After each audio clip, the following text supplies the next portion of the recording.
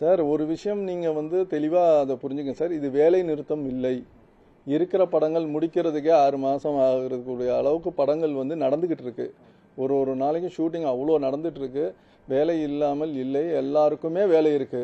தயாரிப்பாளர்களுக்கு மட்டும்தான் பணம் சேர்ற வேலை மட்டும்தான்.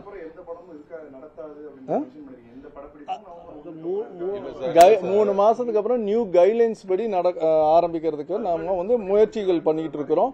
ஏன்னால் ஒரு வேலை ஒரு முறை ஒன்று போயிட்டு இருக்கு. 1 வருஷம் 2 வருஷம் முன்னாடி நாங்கள் சம்பளத்தை உயர்த்தி பெப்சி தொழிலாளர்களுக்கு நாங்கள் கொடுத்தோம். இந்த அமைப்பில் எல்லாருக்குமே பேசி பெப்சி தொழிலாளர்களுக்கு நடத்தியிருக்கோம். அது ஏறினதுக்கப்புறம் சம்பளம் வந்து நடிகர்கள் கூட வர சம்பளங்கள் இது எல்லாமே வந்து அதிகப்படியாக வந்து சுமைகள் வந்து தயாரிப்பாளரிடம் வருது. அதை சரி பண்ணுறதுக்காகவும் அதை உட்காந்து கொஞ்சம் பேச வேண்டிய சூழ்நிலை இருக்குது. இது அப்படியே போயிட்டு இருந்தால் நடக்காதுங்கிறதான் இது ஒரு டெம்பரரியாக நாங்கள் பண்ணியிருக்கிறோம். ஆனால் அதே நேரத்தில் ஸ்ட்ராங்காக இருக்கிறோம். இது கண்டினியூ பண்ணணுமா வேண்டாமாங்கிறது நடிகர்கள்கிட்ட இருக்குது. நாங்கள் இதை கண்டினியூ பண்ண விரும்பவில்லை. ஆனால் கண்டினியூ பண்ண வேண்டிய சூழ்நிலை வந்தால் கண்டினியூ பண்ண ரெடியாக இருக்கிறோம். அவ்வளோதான் சார். கண்டிப்பாக பேசுவோம். நாங்கள் வந்து இங்கே வந்து நாங்கள் எதையும் நிப்பாட்டுறதுக்கோ எதுக்கோ இல்லை. எங்களுடைய வழியை வந்து எங்களுடைய இது என்னன்னா சார், ஒரு தயாரிப்பாளர் இருந்தால் 100 குடும்பம் நல்லாயிருக்கும் சார். ஒரு தயாரிப்பாளர் சேர்த்தானா 100 குடும்பத்துக்கு இல்லை. ஆனால் அது மாதிரி உள்ள சூழ்நிலையில் இருக்குது.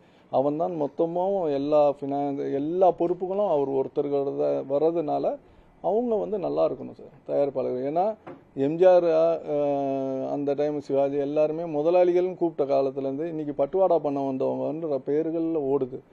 அது வந்து சரி அந்த அளவுக்கு கொண்டு போய் தள்ளிட்டாங்க. அதனால இந்த முடிவுகளை எடுக்க வேண்டிய சூழ்நிலை, அதை வந்து மாற்ற வேண்டும். நாங்கள் சம்பளத்தை குறைக்க சொல்லலை, ஷேரிங்கில் வாங்கன்னு சொல்கிறோம். மும்பையில் இருக்குது, அந்த மாதிரி இருக்குது. அந்த மாதிரி ஷேரிங்கில் வாங்க. நீங்கள் சம்பளத்துக்குள்ள எவ்வளோ வியாபாரம் இருக்கோ அதுக்கு அந்த மாதிரி ஷேரிங்கில் வாங்கன்னு தான் சொல்கிறோம். ஆந்திராவில் இருக்குது, மும்பையில் இருக்குது, அதான் ஹிந்தி ஃபீல்டில் இருக்குது. அந்த மாதிரி ஷேரிங்கில் வந்தீங்கன்னா தயாரிப்பாளரையும் காப்பாற்றலாம், எல்லா இண்டஸ்ட்ரியும் காப்பாற்றலாம், எல்லா அமைப்புகளையும் காப்பாற்றலான்றதுக்காக தான் எடுத்துக்கப்பட்ட முடிவுதான வழி வேற ஒன்றும். இந்த மாதிரி ஒரு கேள்வி ஒரு நடிகர்கள்ட்ட ஏற்கனவே கேட்கும் போது அவங்க என்ன சொன்னாங்கன்னா, ஒரு பிசினஸோடைய வெளிப்படைத்தன்மை இல்லை, இங்க வந்து சரியா வந்து நடக்குதா, ஒரு விநியோகத்திலயோ அல்லது வந்து கலெக்ஷன்லயோ வந்து வருதா அப்படின்றது வந்து ஒரு வெளிப்படைத்தன்மை இல்லை. அதுல நாம எப்படி எங்களை சம்பளத்தை வந்து நிர்ணயிக்க முடியும்? அந்த மாதிரி உட்காந்து பேசுங்க. அதுக்கு என்ன சொல்லுங்க, சொல்யூஷன் போட்டுரும் உங்களுக்கு. இப்ப வெளிப்படைத்தன்மை எல்லாமே கருடர் படங்கள் ஓடி சார் தெரியுது உங்களுக்கு.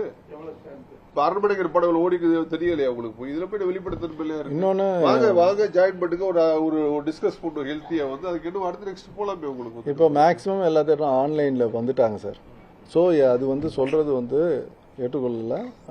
ஆன்லைன்லேயே வந்துருச்சு, எல்லாமே வந்து ஆன்லைனில் போயிட்டுருக்கு. ஸோ அவங்களுக்கும் எல்லாமே தெரியும். அப்படி எப்படி தெரியாமல் சம்பளத்தை ஏற்றிக்கிட்டே போகிறாங்க அவங்க.